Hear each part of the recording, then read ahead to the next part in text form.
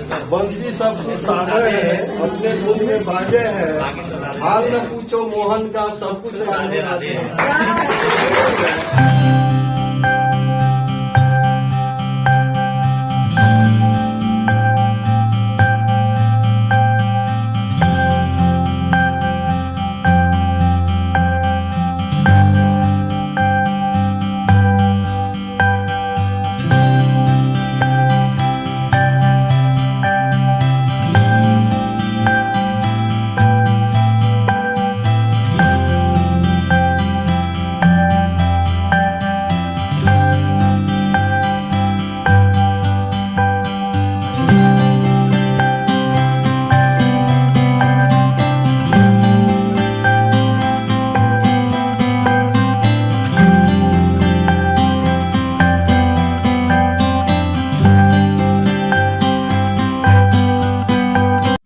Hello everyone, आप सभी का स्वागत है एस्पिरेंट टॉक्स में। और आज का जो वीडियो होने वाला है वो ऐसे के ऊपर होने वाला है। और आपको बता दें कि बीपीएससी में जो अब ऑप्शनल पेपर नहीं रहेगा और उसके जगह पर जो न्यू पैटर्न के अनुसार ऐसे का पेपर लाया गया है जीएस में।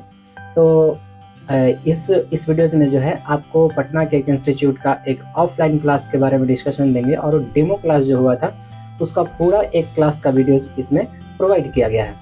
आपको बता दें कि इस वीडियोज़ में जो है आपको सिखाया जाएगा कि एक ऐसे कैसे लिखा जाता है और एक ऐसे को कितना इफेक्टिव बनाया जाए, उसमें जो जो भी एलिमेंट्स डाला जाता है उसके थ्रू, ताकि आप एक अच्छे मार्क्स को ऑब्टेन कर सके। तो इस वीडियोज़ को लास्ट तक ज़रूर देखें। और इसमें आपको ये भी मालूम चलेगा कि पटना में एक इंस्टीट्यूट जो होता है ऑफलाइन में किस तरह से पढ़ाई होती है। अगर आप भी अपने घर से तैयारी कर रहे हैं और पटना में आकर के तैयारी करना चाहते हैं तो आपको मालूम चलेगा कि ऑफलाइन का जो इंटरेक्टिव होता है वो किस तरह से होता है। तो इस वीडियो में आप अंत तक जरूर देखें, आपको मालूम चलेगा।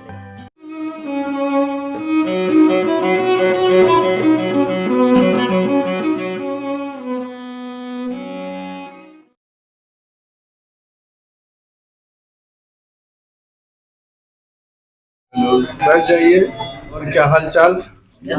तो नया सेक्शन आ गया, नहीं घबराहट हो रही है या पेशेंस है ना? चलिए बिल फिर भी घबराहट हो रही है। चलिए उसी घबराहट का तो सॉल्यूशन निकालने के लिए हम लोग इकट्ठा हुए हैं। नहीं घबराहट होगी, आप लोगों को अच्छा करना है। देखिए ये इसलिए तो लाया गया है निबंध क्यों लाया गया, इसको आपको सोचना पड़ेगा। आप सोचते हैं ना हम जिंदगी में कि मेरा सपनों का राजकुमार कैसा हो, सपनों की राजकुमारी कैसी हो। अब ये बात सोचते हैं ना, कैसा हो सपनों की राजकुमारी? अगर आपसे पूछा जाए कैसी होनी चाहिए, सपनों का राजकुमार कैसा होना चाहिए? कैसा होना चाहिए जी? है? कैसा होना चाहिए? आप बताएं कैसे होनी चाहिए? अभी नहीं है तो कैसे बताएं? मतलब एक सब है, ये संभावना है कैसी होनी चाहिए या कैसा होना चाहिए। तो जैसे मैं एजुकेट कर रहा हूँ कि एक वैसा होना चाहिए जो हमारी साथ मिलकर चल सके और मेरे सपनों को मतलब आगे मेरे कर्तव्य के साथ। एग्जैक्ट कहने का अर्थ है सर्वगुण संपन्न। एक शब्द में पूछा जाए तो मेरा सपनों का राजकुमार या राजकुमारी का अर्थ है कि सर्वगुण संपन्न होना चाहिए। नहीं, सारी क्वालिटी उसमें हो, ये आप सोच के चलते हैं। यही एग्जैक्ट कमीशन भी यही चाह रहा है कि मेरा सपनों का ऑफिसर कैसा हो। समझ गए ना? जब जैसे आप सोचते हैं आम लाइफ में, ये नॉर्मल धारणा है कि सपनों का राजकुमार और सपनों की राजकुमारी कैसी हो, सर्वगुण संपन्न हो, सहनशीलता हो, धैर्य हो, नहीं कुशल गृहिणी हो, सारी चीजों को समय सिचुएशन के हिसाब से रिएक्ट करे। एग्जैक्ट यही परसेप्शन है निबंध का। मैं सिंपल अर्थ में समझा रहा हूं। जो कमीशन है, कमीशन क्यों ला रही है निबंध? इसलिए ला रही है कि वो सोच रहा है कि मेरा सपनों का जो ऑफिसर्स होगा और जो रिएक्ट करने वाला वो किस तरह का होगा। समझ गए ना? और ये कैसे पहचान होगा? उसके व्यक्तित्व का पहचान इसी निबंध से होगा, इसलिए बोला रहा है। और वह सपनों का जो ऑफिसर्स होगा वो सर्वगुण संपन्न होगा, किसी एक फील्ड में एक्सपर्टीज नहीं होगा। आपको एक्सपर्टीज नहीं करना है किसी भी सब्जेक्ट है। मान लीजिए जनरल स्टडीज की बात की जाए तो जनरल स्टडीज में कितने सब्जेक्ट हैं? 8 सब्जेक्ट है ना। वो नहीं चाहता है कि आप किसी सब्जेक्ट में एक्सपर्ट हो, कोई जरूरत नहीं है, क्योंकि अतुल कुमार स्पष्ट कह रहे हैं कि मुझे प्रोफेसर नहीं चाहिए, मुझे क्या चाहिए? ऑफिसर चाहिए। नहीं तो उसी के परसेप्शन, उसी को ध्यान में रख करके निबंध लाया जा रहा है कि आप सभी सब्जेक्ट का नॉलेज रखें और सभी के प्रति एवर रखें अपने आप को। एक्सपर्टीज की आवश्यकता नहीं है। एक्सपर्टीज अगर आपको बनना है तो जाइए प्रोफेसर बनिए, प्रिंसिपल बनिए, नहीं टीचर्स बनिए। नहीं, आपको सब, इसलिए ये निबंध लाया गया है, तो इससे घबराने की जरूरत नहीं है, लेकिन इसके हिसाब से आपको काम करना पड़ेगा। काम इस पॉइंट ऑफ व्यू से करना पड़ेगा कि आपको पेपर, मैगजीन, न्यूज पेपर से जोड़ना पड़ेगा और उसको हमेशा पढ़ना पड़ेगा। यानी एवर, आप जीएस में तो एवर रहते ही हैं, तो थोड़ा और आपको कॉन्शियस हो जाना है।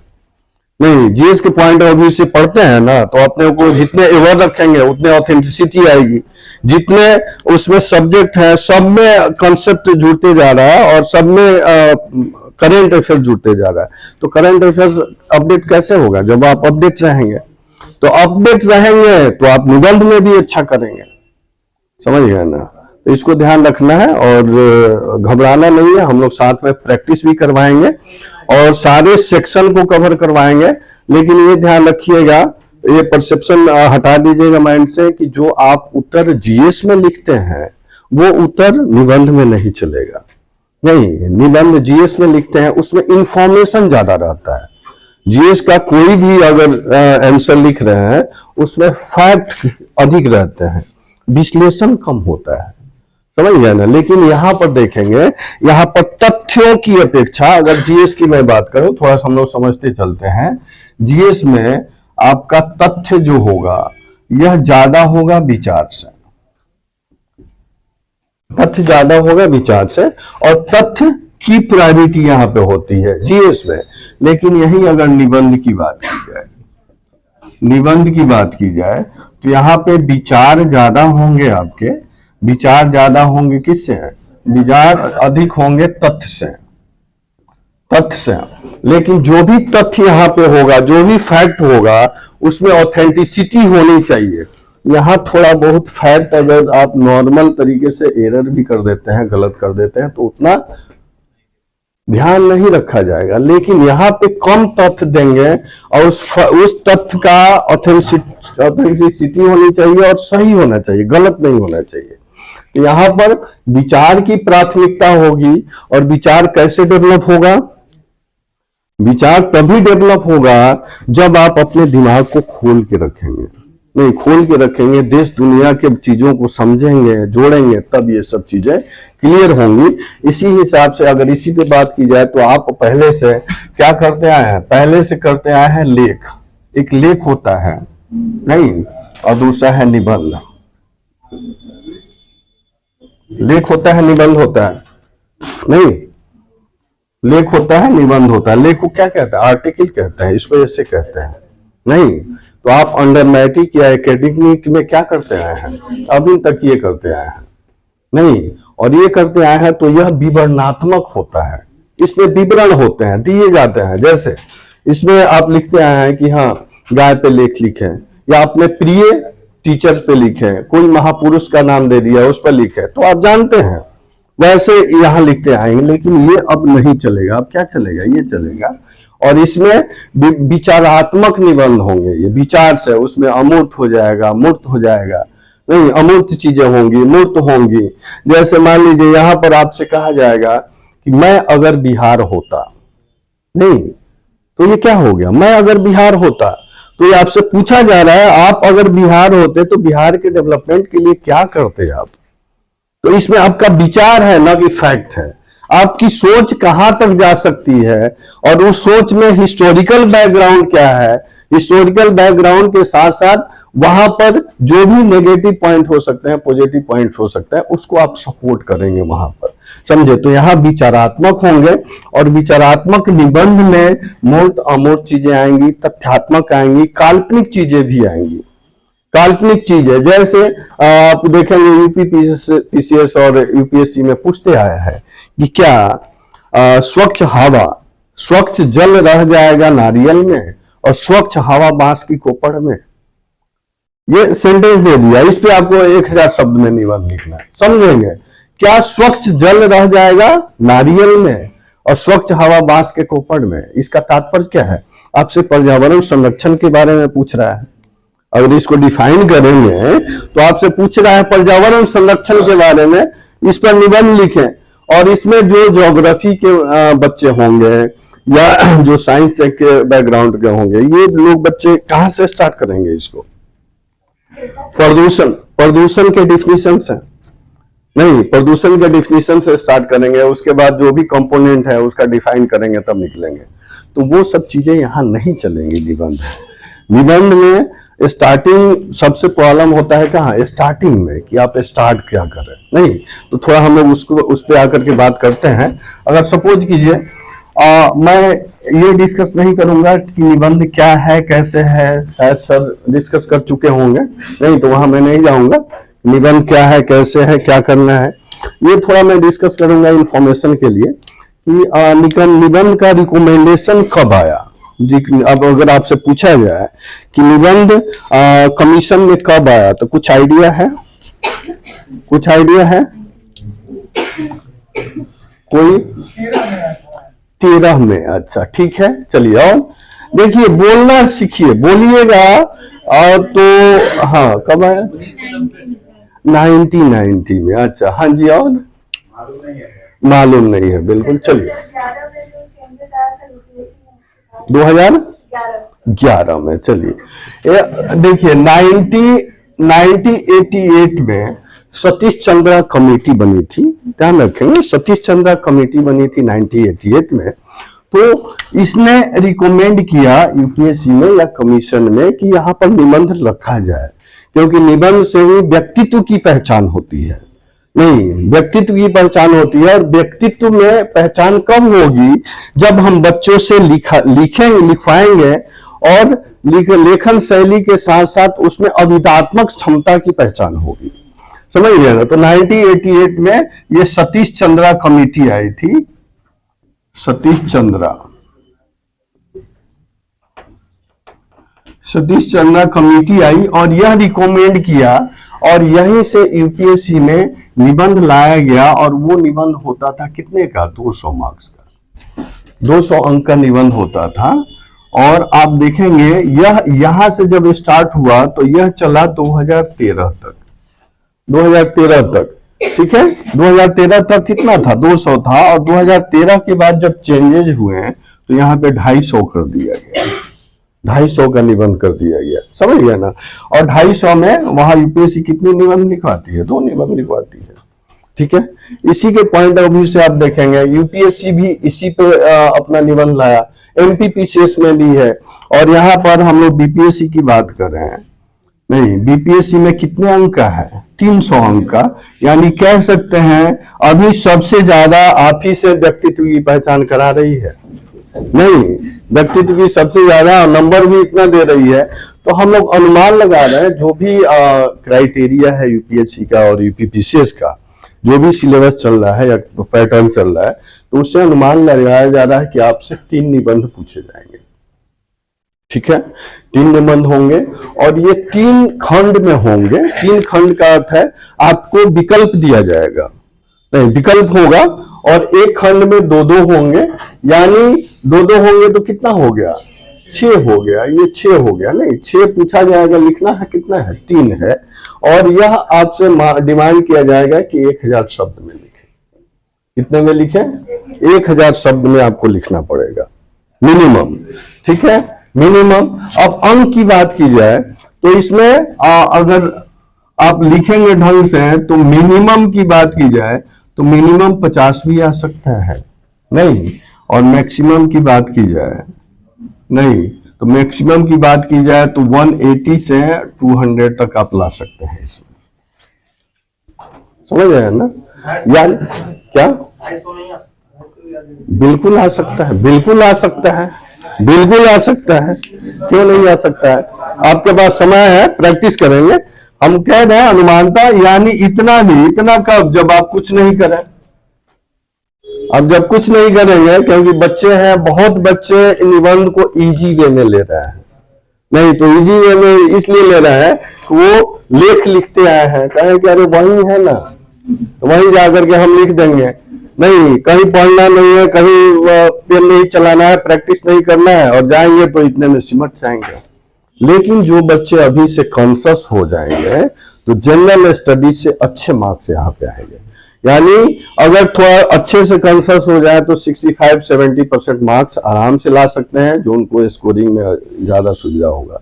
ठीक है, तो अगर आप अच्छे से तैयारी कर रहे हैं तो पीछे से आवाज आ रही है 250, बिल्कुल जा सकते हैं। लेकिन 250 इसलिए थोड़ा टिपिकल है कि अभी तक यूपीएससी में मैक्सिमम मार्क्स की बात की जाए हिंदी मीडियम में तो 160 है 250 में। 250 में मैक्सिमम की बात की जाए तो 160 है। इंग्लिश मीडियम में है, इंग्लिश मीडियम में ज्यादा है। तो इसके अनुसार हम लोग अनुमान लगा सकते हैं, लगा रहे हैं कि अभी अगर प्रैक्टिस कर रहे हैं तो 65-70% मार्क्स बहुत इजीली आप एक्वायर कर लेंगे। ठीक है जी, चलिए। और कोई आप लोगों से जहन में कोई प्रश्न आ रहा हो किसी तरह का? यूपीएससी का ऐसा क्या यूपीएससी, जोर से बोलिए। यूपीएससी का ऐसे और बीपीएससी का ऐसे सेम रहने का चांसेस है? सेम रहने का चांसेस तो है, क्योंकि पैटर्न वहीं से हम लोग ले रहे हैं। नहीं, यूपीएससी यूपीपीसीएस क्या है, बिहार जो है यूपीपीसीएस का भाई है, वो समझ गए ना। और यूपीपीसीएस के पैटर्न पे, यूपीएससी के पैटर्न पे यूपीपीसीएस चलता है, तो नकल कर रहा है तो हो सकता है संभावना वो बने। लेकिन अभी जो है 68 में अगर अनुमान लगाया जाए तो थोड़ा नॉर्मल रहेगा। 69-70 से टॉप कर सकता है, लेकिन 68 में संभावना है, पहली बार इनरोल कर रहा है तो थोड़ा नॉर्मल रहेगा। तो नॉर्मल भी रहेगा तो देखिएगा, एक शब्द में आपका एक सेंटेंस में निबंध होता है, उस पर लिखना कितना है, 1000 शब्द। शब्द सीमा कैसे विस्तार करें, ये सबसे बड़ी समस्या है। नहीं, अगर आपसे समस्या की बात की जाए कि निबंध लिखने में अगर आपको समस्या की बात की जाए, समस्या तो क्या क्या समस्याएं आ सकती हैं, क्या समस्या आ सकती है? सर इसमें क्या लिखे क्या छोड़ा? बिल्कुल, क्या लिखे क्या छोड़े, पहला। नहीं, चलिए हम लोग एक एक बात करते हैं। क्या लिखें, क्या छोड़े, और दूसरा कंटेंट ज्यादा कैसे बनाए। नहीं, यानी विषय वस्तु का विस्तार कैसे करें। नहीं, विषय वस्तु का विस्तार कैसे करें, विषय वस्तु का विस्तार कैसे करें, और सबसे इंपॉर्टेंट भूमिका कैसे लिखें, यही छोड़ जा रहा है। नहीं, भूमिका, अब भूमिका में भूमिका कैसे, कहां से है ना, भूमिका कैसे और कहां से, और बताइए जी आप लोग क्या? ठीक है, और प्रारंभ वही है, भूमिका और प्रारंभ कैसे करें। लेकिन क्योंकि ध्यान रखेंगे भूमिका ही होता है जो परीक्षक से प्राथमिक पहचान होता है आपका। किसी भी पैटर्न की बात करूं, मैं जीएस की बात करूं, ऑप्शनल पेपर अगर हट गया तो उसको छोड़िए, जीएस की बात करूं और निबंध के भूमिका की बात करूं, तो भूमिका का अर्थ होता है कि आप परीक्षक से प्राथमिक पहली बार पहचान कैसे कर रहे हैं, परिचय कैसे दे रहे हैं। नहीं, तो परिचय ऐसा हो कि बिना देखे आपके पूरे व्यक्तित्व के बारे में वो पहचान जाए। सबसे टॉप सेक्शन है भूमिका। और भूमिका का अर्थ है कि पहली बार आप मिल रहे हैं लिखित रूप में, फेस टू फेस नहीं मिल रहे हैं, लिखित रूप में मिल रहे हैं, तो परीक्षक के पास इतना परोस दे जिससे वो पता चल जाए कि आपका व्यक्तित्व कैसा है, आपका परसेप्शन कैसा है, आपका सोच कैसा है। समझ गए ना, तो ये इफेक्टिव होनी चाहिए। सबसे प्रॉब्लम यहाँ होता है। ठीक है, प्रारंभ कैसे करें, तो प्रारंभ करने के लिए यहाँ पर आप किसी भी कोटेशन से स्टार्ट कर सकते हैं। कोई महापुरुष हैं, थिंकर हैं, उनका कोटेशन ले सकते हैं, कोई कविता ले सकते हैं, नहीं कोई संवैधानिक प्रावधान ले सकते हैं। जो भी डिसीजन है, जुडिशियरी डिसीजन हो रहा है, वहां से आप स्टार्ट करते हैं, वो विषय वस्तु पे डिपेंड करेगा। ठीक है जी।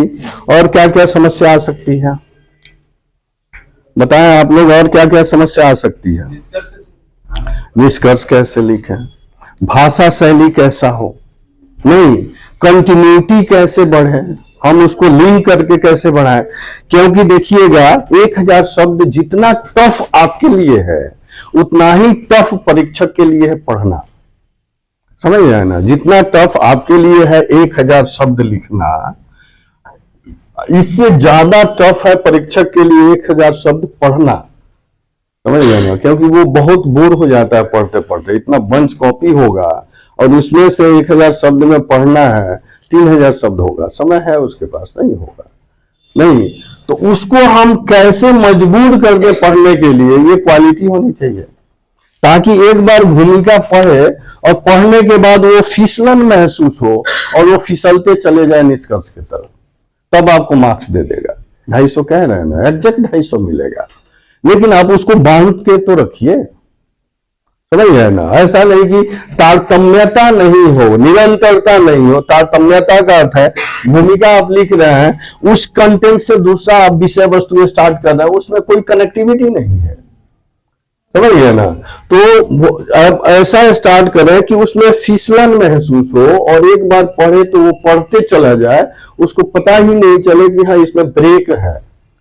नहीं, अगर फिसलन आप उसमें कायम कर दिए तो आपको एग्जैक्ट मार्क्स मिल जाएगा।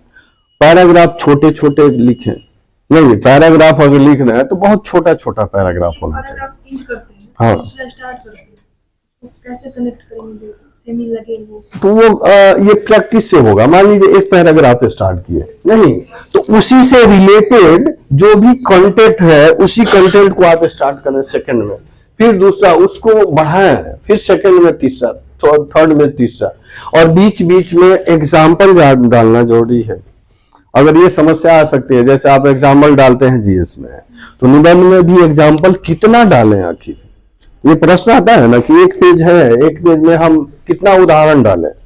तो उदाहरण कम से कम एक पेज में एक मिनिमम तो होना ही चाहिए, मिनिमम। एग्जाम्पल का अर्थ क्या है, किसी भी निबंध में कोटेशन में या कोई महापुरुष का हो गया या किसी थिंकर का हो गया या जुडिशियल रिव्यू हो गया या कोई कविता हो गया, एक पेज में कम से कम एक कोटेशन उदाहरण के रूप में डालें, छोटे छोटे पैराग्राफ को फॉलो करें, समझ गए ना। और इस तरह, और इसमें 3 सेक्शन में होगा, जैसे भूमिका होगा, भूमिका के बाद विषय वस्तु होगा और विषय वस्तु के बाद निष्कर्ष होगा। और निष्कर्ष किस तरह का हो ये भी समस्या है। तो निष्कर्ष उस विषय वस्तु के हिसाब से आज के परिप्रेक्ष्य में होना चाहिए, उसकी कितनी ऑथेंटिसिटी है आज के संदर्भ में ये झलक जाना चाहिए, समझ गए ना। ये दिखना चाहिए कि हाँ निबंध में ये सब चीजें होती हैं। बाकी बेसिक चीज तो सर बात किए होंगे, समझ गए ना। हाँ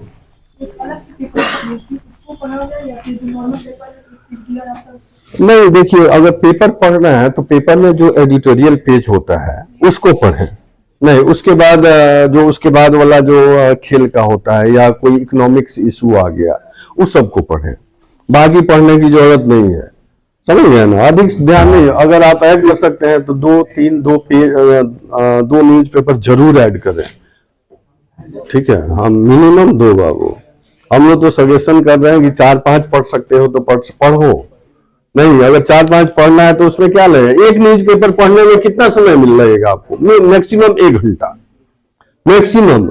लेकिन अभी एक से ही स्टार्ट करें और अपने आप को जोड़ें, कनेक्ट करें, नहीं और कनेक्ट करने का अर्थ ये है कि आप उस लेवल पे पहुंच जाए जिस दिन न्यूज़पेपर ना पढ़े उस दिन लगा कि कुछ मिसिंग है, मेरे जो डेली रूटीन है उसमें कुछ मिसिंग है। तो इस तरह अपने आप को आदत डालना पड़ेगा। क्लियर है जी। सर हिंदी मीडियम वालों के लिए कौन सा न्यूज़पेपर बेस्ट है? दैनिक जागरण यहाँ पे अवेलेबल है, एक दिन बाद ही मिलता है, अगर राष्ट्रीय संस्करण मिल जाता है तो वो करें, नहीं तो जनसत्ता और वो दैनिक जागरण राष्ट्रीय संस्करण अगर मिलता है, एक दिन बाद करके मिलता है तो उसको फॉलो करें, बेटर होगा।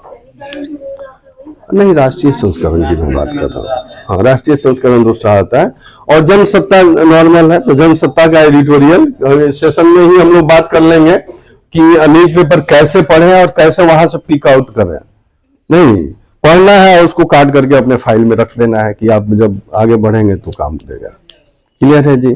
चलिए, अगर हम लोग बात करें, और ये तो इंफॉर्मेशन था छोटा, अगर भूमिका की बात की जाए, सपोज कीजिए आप निबंध लिख रहे हैं और भूमिका अगर लिख रहे हैं, भूमिका मेजर सेक्शन है, भूमिका नहीं, मेजर सेक्शन क्या होगा? भूमिका होगा कि कहां से स्टार्ट करें। बहुत समस्या आती है, आपके पास बहुत सारे कंटेंट होंगे, ऐसा नहीं है कि निबंध में जो भी कंटेंट हम लोग लिखे पढ़ेंगे हैं टॉपिक, ये टॉपिक आप नहीं जानते हैं, सभी टॉपिक जानते हैं क्योंकि जीएस में आप पढ़े होते हैं नहीं, लेकिन यहां प्रॉब्लम हो जाता है कि हम कहां से स्टार्ट करें और कनेक्ट कैसे करें।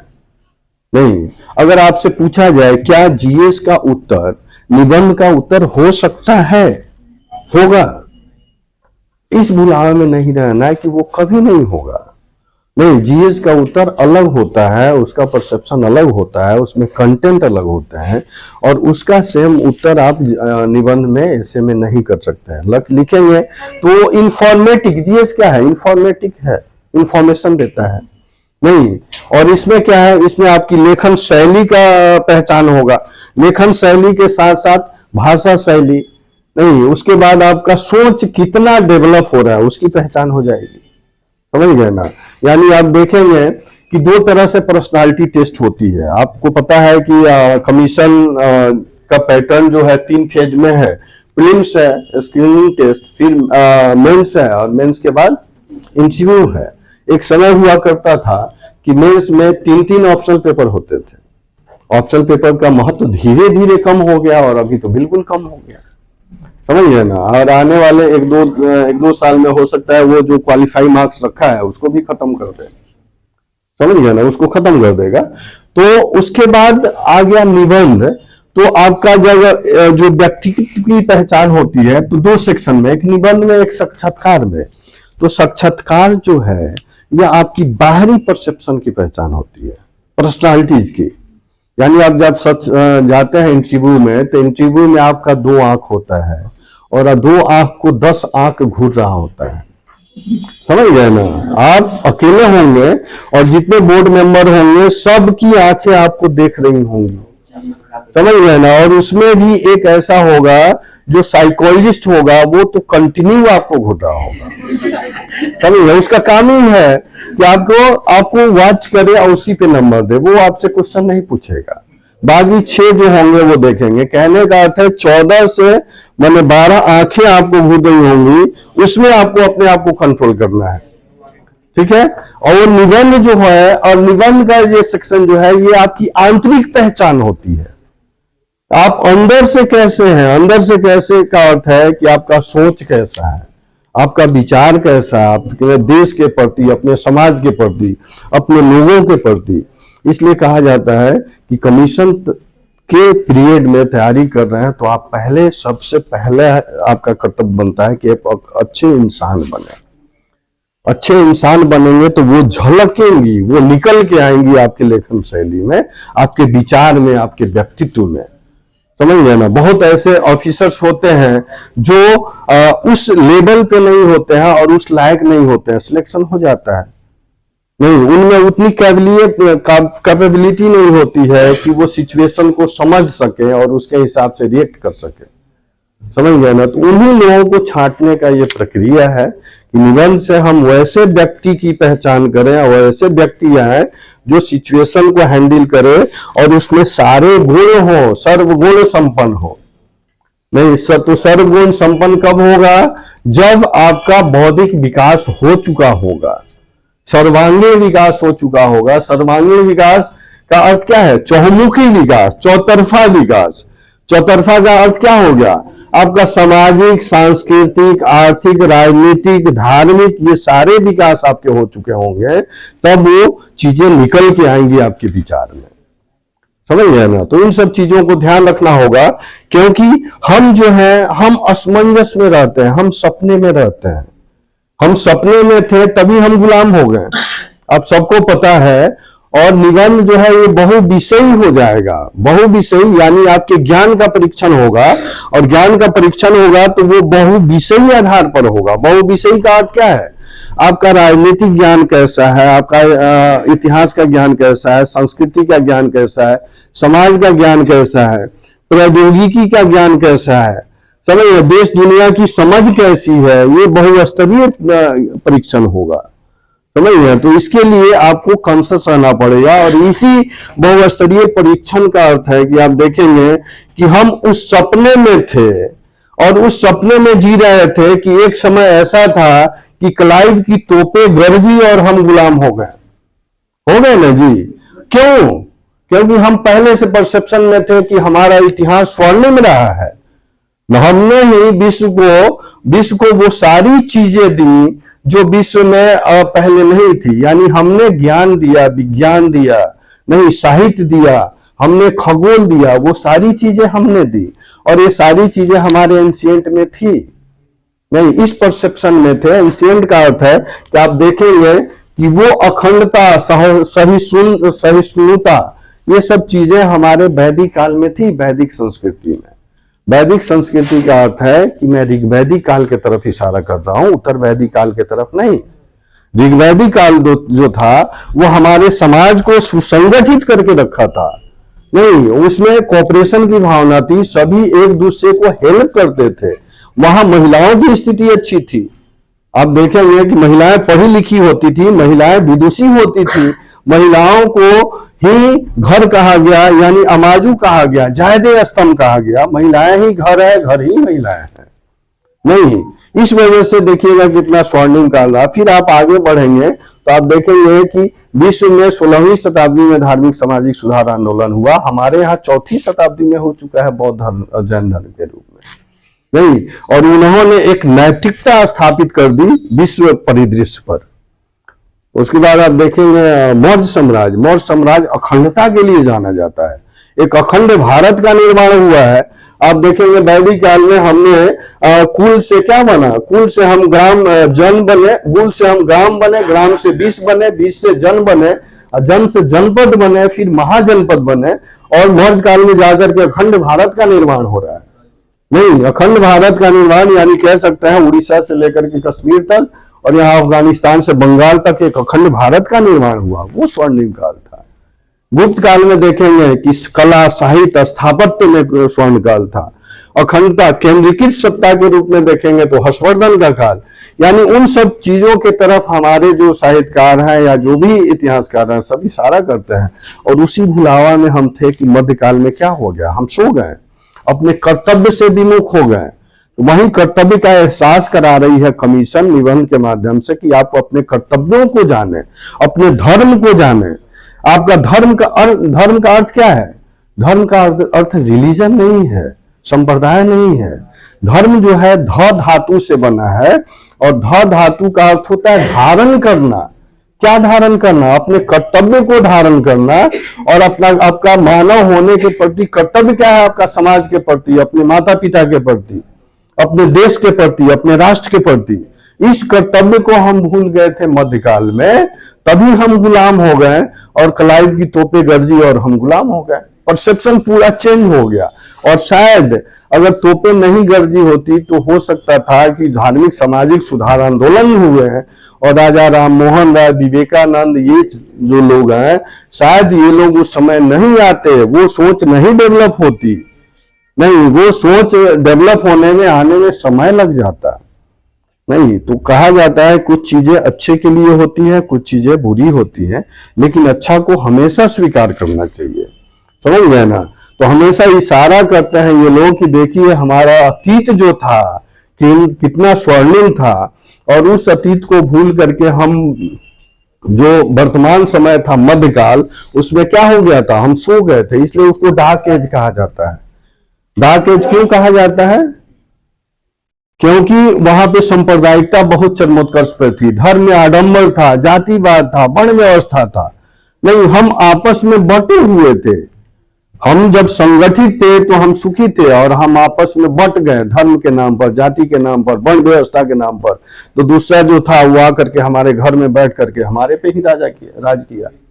नहीं, और वो जो था जर्मनी था, और वो वास्को डी गामा आया तो देख लिया ना, आपको देख लिया कि आप आपस में लड़ रहे हैं, और आपस में बटे हुए हैं, तभी तो दूसरे बार तोप ला करके आप पे अटैक कर लिया और आप पे राज किया। नहीं, तो उन सब चीजों को याद कराते हैं कि भैया कहते हैं कोई नहीं, हमारा स्वर्णिम काल था, हम सो गए हैं, तो अब आवश्यकता है जग जाने की। हम जगेंगे तब हम स्वतंत्र होंगे। तो निबंध में आपको धार्मिक सामाजिक सुधार आंदोलन के साथ साथ राष्ट्रीय जागरण भी दिखेगा, राष्ट्रीय चेतना भी दिखेगा, वो संवैधानिक प्रावधान भी दिखेंगे, वो प्रस्तावना का मूल्य भी दिखेगा। समझ गए ना? तो इन सब चीजों को समावेशित करके हम लोगों को आगे बढ़ना है, और इन सब चीजों को समावेशित करके आगे बढ़ेंगे तो आपका मार्क्स अच्छा आएगा। मार्क्स तभी अच्छा आएगा बाबू कि पहले आप अपने पर काम करें। नहीं, अपने पर काम करने का अर्थ है आप अपने पर काम करेंगे, नैतिक रूप से मजबूत हो जाएंगे तो वो सारी चीजें आसान हो जाएंगी। कोई दुनिया में कोई चीज कठिन नहीं है, सब किया जा सकता है, लेकिन पहले है आप में विश्वास होनी चाहिए, आप में धैर्य होनी चाहिए। ठीक है जी? नहीं तो मेरा सेक्शन है, जैसे निबंध का सेक्शन ज्यादा है और उसमें हम लोग 2-3 लोग हैं, 3 टीचर होंगे, अलग अलग सेक्शन में हम लोग आपके साथ जुड़ेंगे। और मेरा सेक्शन होगा सांस्कृतिक, सामाजिक और साहित्यिक। समझ गया ना? सांस्कृतिक, सामाजिक और साहित्यिक सेक्शन होगा। इन सेक्शन के साथ मैं रहूंगा और उसमें हम लोग पूरे क्राइटेरिया की बात करेंगे और मैं आपको सिखाऊंगा, लिखाऊंगा तो है ही, लेकिन सिखाऊंगा कि आप कैसे लिखें। आप ये मान के चलेंगे कि हम यहाँ सीखने आ रहे हैं। समझ गए ना? तो हम लोग सिखाएंगे कि भूमिका कैसे लिखें, कितने तरह से भूमिका लिखे जा सकते हैं, फिर विषय वस्तु का विस्तार कैसे करें, लिंक कैसे हो, फिर निष्कर्ष कैसे खत्म करें। तो इन सब चीजों पर हम लोग काम करेंगे। ठीक है? तो फिगर के थ्रू दिखा सकते हैं ना? नहीं, बिल्कुल। देखिए, विषय वस्तु के हिसाब से अगर मान लीजिए उसमें डिमांड कर रहा है किसी क्षेत्र का, नहीं तो वहां क्षेत्र भी दिखा सकते हैं। उसका कंटेंट, जैसे फॉर्मेटिंग की हम लोग बात करेंगे, फॉर्मेटिंग के हिसाब से अगर मान लीजिए स्टोरी के तरह हम लोग काम करें तो आप याद नहीं कर पाएंगे और वो ज्यादा दिन तक रह नहीं पाएगा। तो हम लोग फॉर्मेटिंग करेंगे, फॉर्मेटिंग के हिसाब से काम करेंगे। ठीक है? तो इसलिए चिंता नहीं करना है। तो एक टॉपिक हम लोग देखें ताकि आपको पता चल जाए कि क्या करना है, कैसे है इसमें। और कुछ अगर इससे जुड़ा हुआ कोई भी प्रश्न आपके जहन में है तो आप पूछ सकते हैं। इसमें पॉइंट में नहीं लिखना है, पॉइंट में लिखेंगे तो वो जनरल स्टडीज का उत्तर हो जाएगा। हाँ, तो इसमें क्या है, यहाँ पैराग्राफ। अब देखिए, पहले हम लोग सिखाएंगे तो ये बात करेंगे कि हाँ भूमिका होगा, विषय वस्तु में ये सेक्शन होंगे, फिर निष्कर्ष होंगे, हम लोग सिखाएंगे, उस तरह लिखाएंगे। लेकिन वहां पर जब एग्जाम में अटेम्प्ट करेंगे तब वहां आप मेंशन नहीं करेंगे कि भूमिका लिख करके भूमिका नहीं लिखना है, क्योंकि जब आप लिखेंगे तो एग्जामिनर को खुद पता चलेगा कि ये भूमिका है। और भूमिका का अर्थ ये नहीं है कि शॉर्ट भूमिका, निबंध में 2-3 पैराग्राफ का भूमिका हो सकता है। समझ गए ना? तो आप उसी को, जो पॉइंट फॉर्मेट की बात कर रहे हैं, तो उसी को क्या करें, पैराग्राफ में, छोटे छोटे पैराग्राफ में डाल दें। नहीं, पैराग्राफ में क्या है, कनेक्टिविटी दिखता है, पॉइंट में कनेक्टिविटी नहीं दिखता है। पॉइंट जो होता है ये अलग अलग सेक्शन हो जाता है। हाँ बिल्कुल, पैराग्राफ फॉर्मेट में, छोटे छोटे पैराग्राफ में फॉर्मेट में लिखते जाएंगे। क्लियर है जी? चलिए, और कुछ पूछना है तो।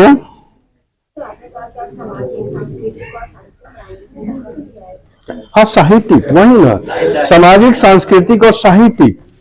और हम लोग छोटे सेक्शन से स्टार्ट करेंगे, जैसे भूमिका, एक छोटा टॉपिक होगा, यहाँ पर हम लोग डिस्कस करेंगे भूमिका कैसे लिखें, नहीं, या भूमिका में क्या क्या लिखें, क्या क्या लिखें, है ना जी, क्या क्या लिखें। चलिए, इसमें पॉइंट फॉर्मेट में आप कर लीजिए। पॉइंट फॉर्मेट में जैसे भूमिका आप स्टार्ट कर सकते हैं कोई कथन से। कोई कथन का अर्थ समझ रहे हैं ना, किसी तरह के स्टेटमेंट से, हाँ, क्वेश्चन से रिलेटेड स्टेटमेंट से स्टार्ट कर सकते हैं, नहीं, या प्रश्न से। जैसे मान लीजिए जीएस में है, जीएस में बहुत बार ऐसा होता है कि प्रश्न के नेचर से ही आप आंसर स्टार्ट कर देंगे, नहीं, तो वो भी स्टार्ट कर सकते हैं, यानी यहां से, या आप देखेंगे कि परिभाषा से भी ये स्टार्ट कर सकते हैं, परिभाषा नहीं, लेकिन यहां ध्यान रखना पड़ेगा कि परिभाषा आपको किताबी नहीं होना चाहिए, साहित्यिक नहीं होना चाहिए। किसी भी विषय वस्तु का परिभाषा अगर लिख रहा है तो वो व्यवहारिक होना चाहिए। नहीं, यह व्यवहारिक परिभाषा जो है व्यवहारिक होना चाहिए, किताबी नहीं चलेगा। किताबी लिखेंगे तो मार्क्स कट जाएंगे। परिभाषा अगर लिख रहे हैं, स्टार्ट कर रहे हैं, तो व्यवहारिक होना चाहिए कि व्यवहार में किस तरह हम उसका यूज करें। ठीक है, फिर आप कोई दार्शनिक परिभाषा से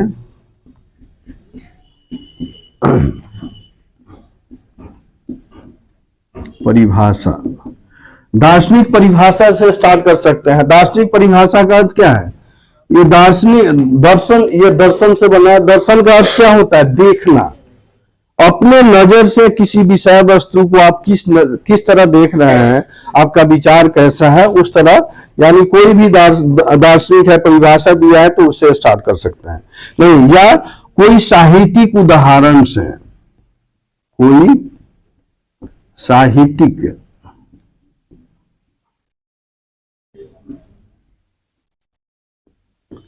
साहित्यिक उदाहरण से स्टार्ट कर सकते हैं। ठीक है जी।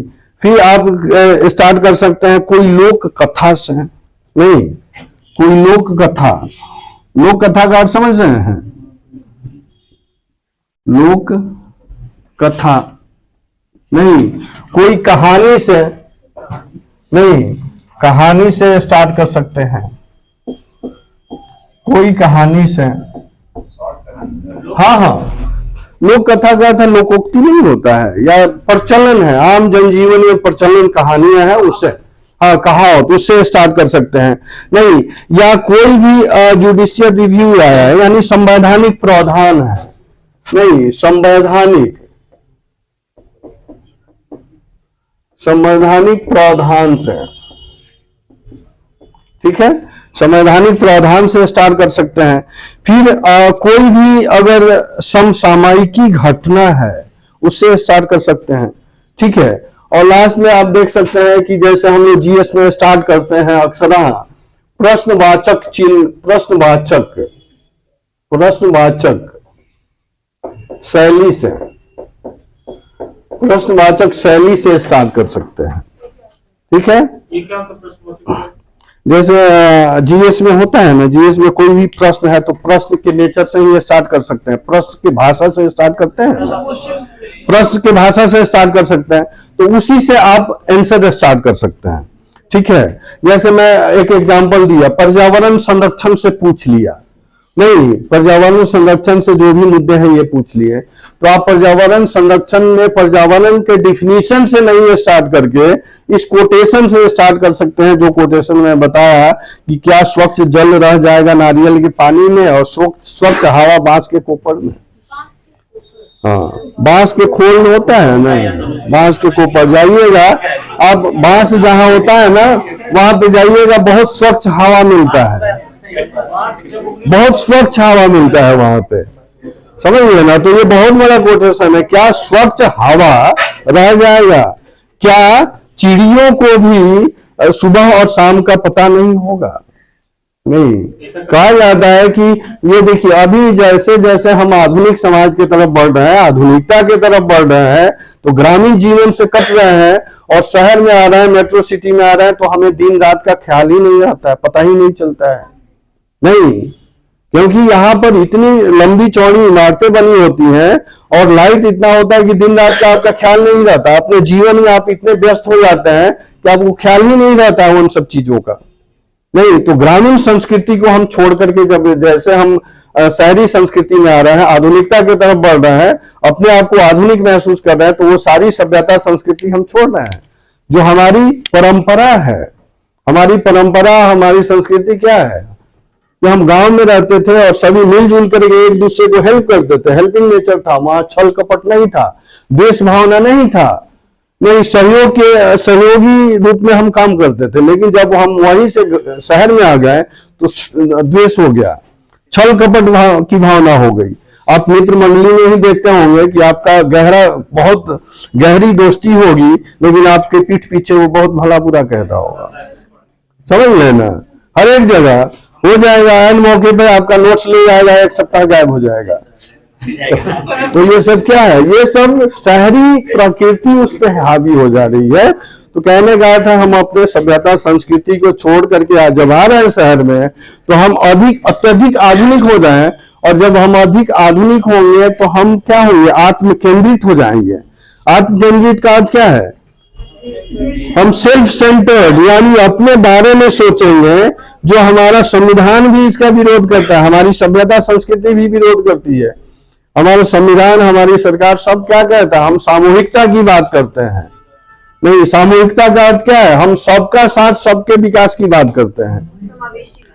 नहीं, यानी सभी बढ़े और सभी पढ़े, इसकी बात करते हैं। लेकिन जब हम आधुनिक होंगे, सेल्फ सेंटर्ड होंगे, आत्म केंद्रित हो जाएंगे, और आत्म केंद्रित जैसे ही होंगे तो हमारे में आत्महत्या की प्रवृत्ति डेवलप हो जाएगी। क्योंकि आपको पता है कि मानव जो है एक सामाजिक प्राणी है।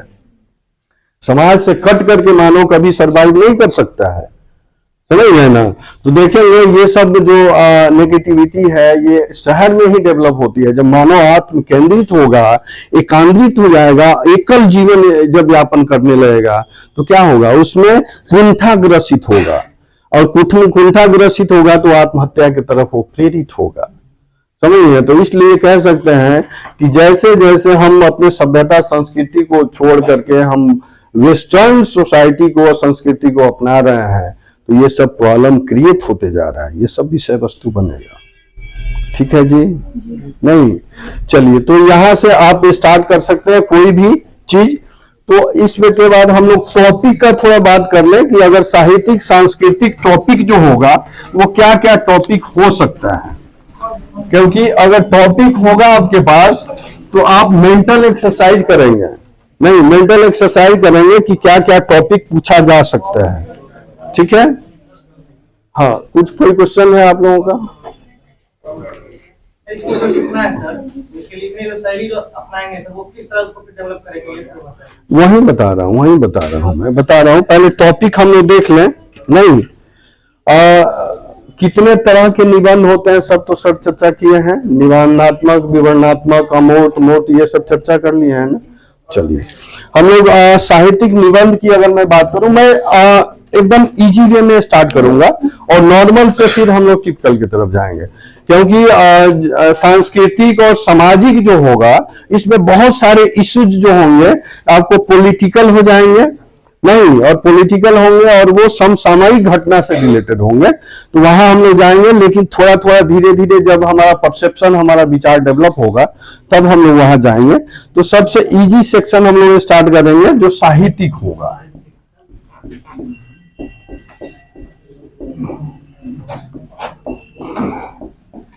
निबंध,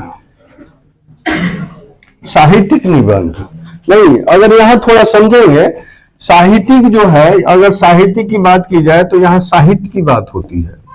साहित्य नहीं, साहित्य जो बना है यह स प्लस हित से बना है। हित यानी साहित्य सबका हित। जिस विषय वस्तु में, जिस चीज में सबका हित हो उसको हम साहित्य कहते हैं, सिंपल अर्थ में। समझिए, हम यहाँ सब्जेक्ट नहीं पढ़ रहे हैं इसलिए हम लोग आपको डीपली नहीं मैं ले जाऊंगा, लेकिन थोड़ा ओवरव्यू दिखाऊंगा। क्योंकि जिस विषय वस्तु से सबका हित हो, यह सबका हित का अर्थ है पूरे समाज का, पूरे देश का, पूरे राष्ट्र का हित हो, उसको हम साहित्य कहते हैं। और साहित्य जो है समाज का दीपक भी है और दर्पण भी है। नहीं, दर्पण का अर्थ है क्या है? जो समाज है जिस तरह है एज इट इज दिखा देना। नहीं, दर्पण में है जब आप देखते हैं अपना चेहरा देखते हैं तो जैसा है वैसे ही दिखता है ना। नहीं, तो यही अर्थ है।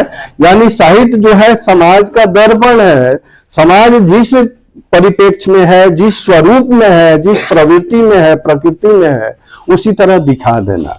और दीपक है, दीपक का अर्थ है कि समाज क्या होना चाहिए, किस तरह होना चाहिए उसकी बात करता है।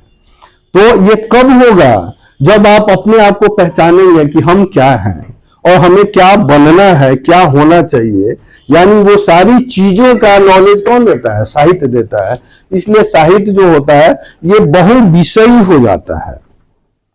साहित्य के जो भी कंटेंट है, यहाँ पर जब हम लोग बात करेंगे तो इसमें हिस्टोरिकल बैकग्राउंड भी होगा, पॉलिटिकल भी होगा, सांस्कृतिक भी होगा, यानी बहुविषयी ये साहित्य हो जाता है। और इसमें वो सारे परसेप्शन देखे जाते हैं। यानी कह सकते हैं सिंपल अर्थ में, साहित्य अगर आपसे पूछा जाए साहित्य क्या है, तो साहित्य समाज का दीपक भी है और दर्पण भी है। समाज जैसे है वैसे दिखाता है, और समाज कैसे होना चाहिए, किस स्वरूप में होना चाहिए ताकि हम विकसित हो, वो भी दिखा देता है। क्लियर है जी? चलिए, तो इसमें पॉइंट पहला होगा, आप लिखते चले एक एक पॉइंट।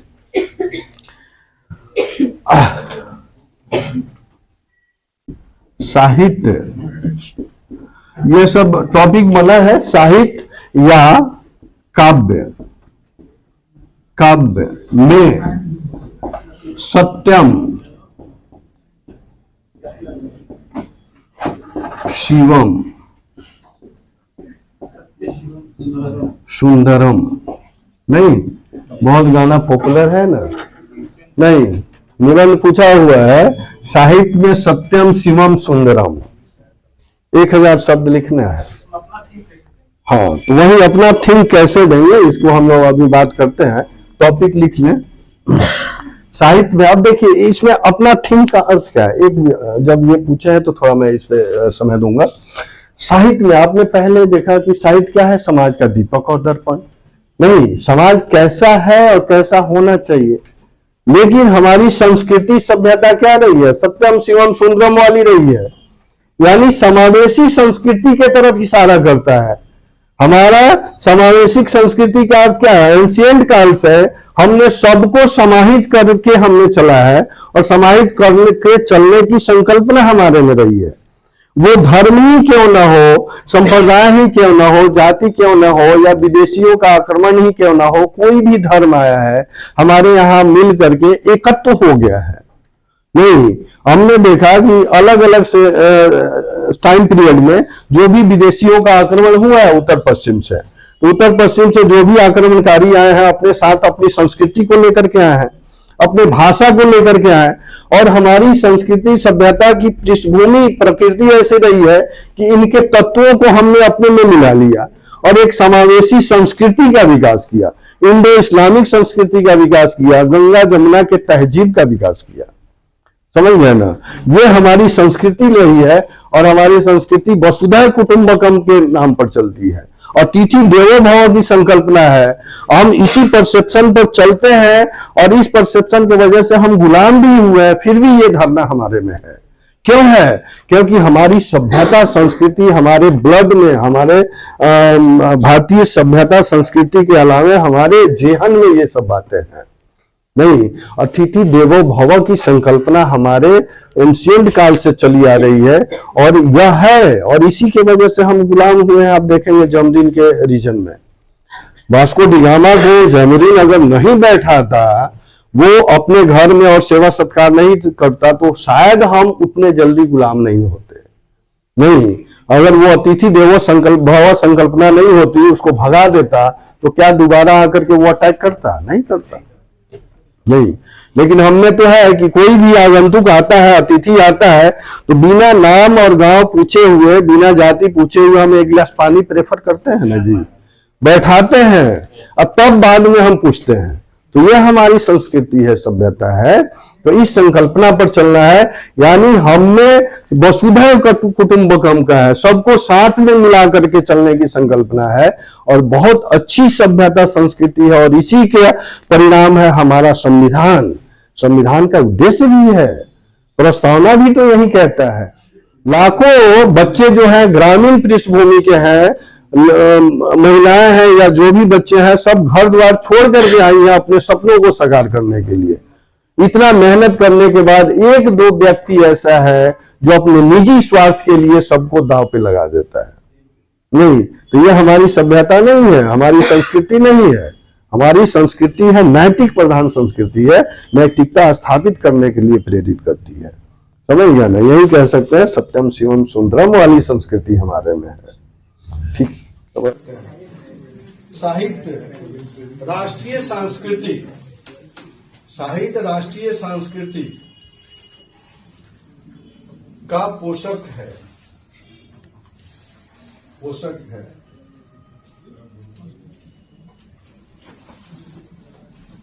नहीं, दूसरा कबीर, कबीर एवं गांधी,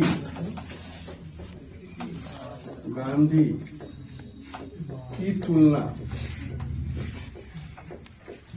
कबीर और गांधी की तुलना। ठीक है। नेक्स्ट, साहित्य की प्रासंगिकता, यहां लिख दे रहा हूं, साहित्य की प्रासंगिकता, प्रासंगिकता, साहित्य की प्रासंगिकता। नेक्स्ट पॉइंट लिखेंगे,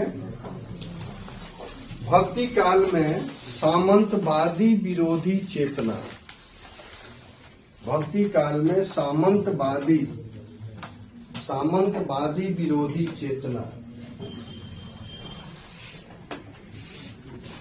सामंतवादी विरोधी चेतना। नेक्स्ट पॉइंट, साहित्य में, साहित्य में नारी, साहित्य में नारी। ठीक है जी। नेक्स्ट, साहित्य, साहित्य समाज का प्रतिबिंब है, समाज का प्रतिबिंब है, न कि दर्पण, न कि दर्पण। इसको अपने भाषा से, सीक्वेंस से प्रूव करना होगा। नहीं, क्या दीपक और प्रतिबिंब, प्रतिबिंब, प्रतिबिंब मीन्स क्या होता है? छाया, छाया। और दर्पण, दर्पण जो दिखाता है, समझ गए ना? प्रतिबिंब का अर्थ होता है छाया, तो हम लोग डिफाइन करेंगे। एक और पॉइंट लिखिए, तुलसी के संबंध में, तुलसी के संबंध में सामंतवादी, सामंतवादी विरोधी चेतना।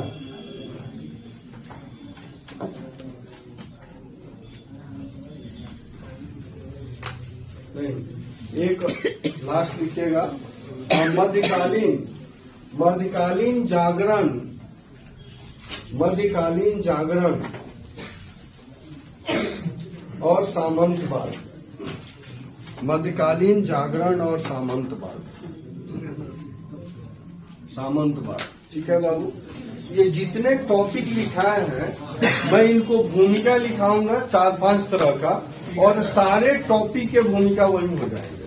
मैं इस तरह इसलिए आपको इकट्ठा किया कि आप लोगों को पता चले ये सारे के भूमिका हम कैसे, जैसे हम लोग का टारगेट है कि 50 से 60 हम लोग कराएं, और इसमें आप अगर देखेंगे तो आप 150 से 200 निबंध लिख सकते हैं। तो वो परसेप्शन डेवलप कर देना है, आपको सिखा देना है कि आप किस तरह भूमिका स्टार्ट करें, कंटेंट विषय वस्तु का विस्तार कैसे करें और उसका निष्कर्ष कैसे करें। तो घबराना नहीं है और अपने आप पर विश्वास रखना है। 2 मिनट बाबू, अपने आप पर विश्वास रखना है। जब तक आप अपने आप पर विश्वास नहीं रखेंगे आप नहीं कर पाएंगे। नहीं तो कहा जाता है ना, एक कविता है, बंसी सब सुर सागर है, अपने धुन में बाजे है, हाल न पूछो मोहन का सब कुछ राधे राधे। आप अपने पे ध्यान रखें और अपने पे पेशेंस रखें, टेंशन नहीं लेना। टेंशन लेंगे तो आपके धैर्य की पहचान नहीं हो पाएगी, और कमीशन जो है धैर्य की ही पहचान कराना चाहता है कि आप कितने धैर्यवान हैं, कितने सहनशीलता है आप में, तभी आप अच्छे ऑफिसर बन पाएंगे। ठीक है, पेशेंस रखें, स्वस्थ रहें, अच्छा स्वस्थ खाना खाएं और अच्छे से पढ़ाई करें, जम के पढ़ाई करें। ठीक है, फिर मिलते हैं नेक्स्ट सेशन में।